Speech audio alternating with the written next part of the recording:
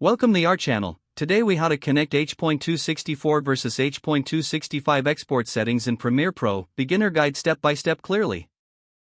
Open Adobe Premiere Pro and load your project. Navigate to the top menu and click on File.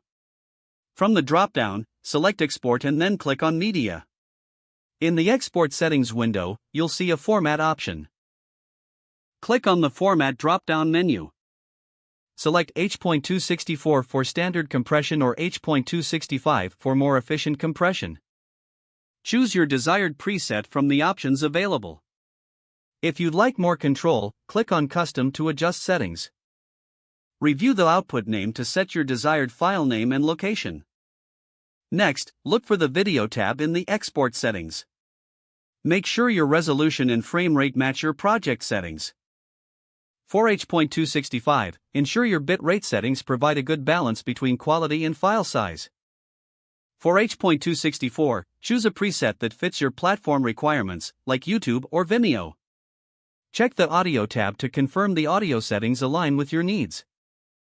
Make any necessary adjustments to audio codec, sample rate, and bit rate. Once you're satisfied with the settings, click Q to open Adobe Media Encoder or export to render directly. If you chose Q, the Media Encoder will open with your export queued. Review the export settings in Media Encoder. Click on the green play button when you're ready to start the export. Wait for the process to complete, and then check the output file in your specified location. Your video is now exported using either H.264 or H.265 settings. Congratulations, you've successfully exported your project. If the page does not load, refresh the browser or try again in a private or incognito window. Make sure you are using the correct email address, then retype it carefully to avoid small typos. If your password is not accepted, use the reset option and create a new strong password you can remember. Check your spam folder for verification or security emails, then complete any requested confirmation steps. Enable two-factor authentication if available to improve account security and reduce unauthorized access risk.